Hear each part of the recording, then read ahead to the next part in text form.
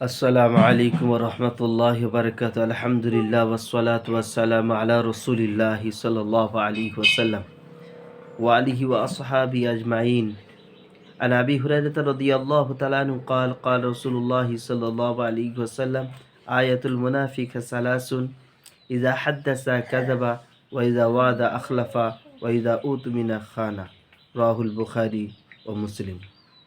হযরত আবু হুরায়রা রাদিয়াল্লাহু তাআলা আনহু বর্ণনা করছেন যে রাসূল পাক সাল্লাল্লাহু আলাইহি ওয়াসাল্লাম বলেছেন, মুনাফিকের আলামত হচ্ছে তিনটে।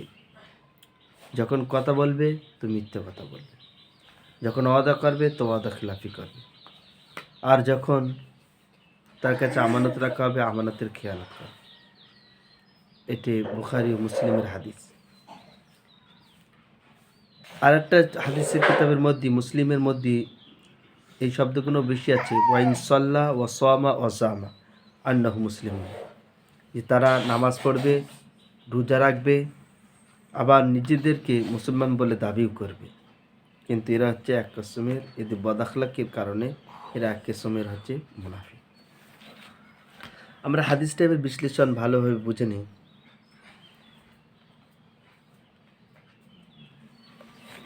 যে রাসূল পাক সাল্লাল্লাহু আলাইহি ওয়াসাল্লাম পবিত্র জবানে বলেছেন যে মুনাফিকের আলামত হচ্ছে তিনটি। আরেকটা রিওয়ায়াতের মধ্যে এসে যে যখন ঝগড়া করবে গালাগালিতে, তো এই যে হাদিসের মধ্যে যে মুনাফিকের আলামত তিনটে বলা হয়েছে, যা হাদ্দাসা কাজিবা ওয়া ইজা উতমিনা খানা, ইজা ওয়াদা আখলাফা ওয়া ইজা উতমিনা খানা। যখন কথা বলবে তো মিথ্যা কথা বলবে, মানে এরা কথাগুলোকে সাজিয়ে গুছিয়ে এমনভাবে মানুষের কাছে পেশ করবে যে মানুষ সেটাকেই সত্য বলে মনে করে, যেটা প্রকৃত সত্য সেটাকে মানুষ মিথ্যা বলে মনে করে।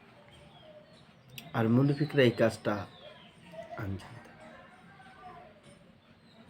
ওয়াইজা ওয়াদা আখলাফা, এ ওয়াদা করেছে যে আমি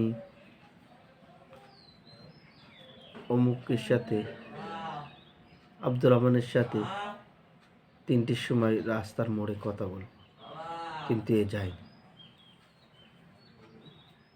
ঠিক এরকমভাবে কাউকে প্রতিশ্রুতি দিয়েছে যে তোমার যখন বিপদ আসবে আমি কিছু সহযোগিতার হাত বাড়াবো, কিন্তু তখন বাড়ায়নি। এরকমভাবে আমাদের সমাজে অনেক কিছু দেখা যায়। ওয়াইজা উতমিনা খানা, যখন তার কাছে আমানত রাখা হবে সে আমানতকে খেয়ানত করে। যেরকম কোনো দায়িত্ব দিলে সে দায়িত্বই সম্পূর্ণভাবে আদায় করছে না, সময় অনুসারে আদায় করছে না। ঠিক এরকমভাবে যখন তাকে মসজিদের চেয়ারম্যান করা হয়েছে, মোতাওয়াল্লি করা হয়েছে, জিম্মেদার করা হয়েছে, তখন সে মসজিদের জিনিসপত্র অপরের কাজে সহযোগিতা দিয়ে দিচ্ছে। তো এই সমস্ত গুণ হচ্ছে আমানতের খেয়াল। মসজিদের জিনিস কোথাও দেওয়া যাবে না। ঠিক এরকমভাবে আজকাল গ্রাম পঞ্চায়েত মেম্বার, এই যে বিভিন্ন মানুষের ঘর আসছে, এই ঘরের পয়সাটাকে যার নামে আসে তাকে না দিয়ে অন্য মানুষের নামে ট্রান্সফার করে দিচ্ছে। এগুলো সব হচ্ছে আমানতের খেয়ানত। বৃদ্ধ ভাতা যার নামে চালু হওয়ার কথা তার নামে চালু না হয়েছে, এমন মানুষের নামে চালু হচ্ছে। যে একজন মানুষ আপিল করছে সরকারের কাছে, তার এসছে কিন্তু করতে হচ্ছে।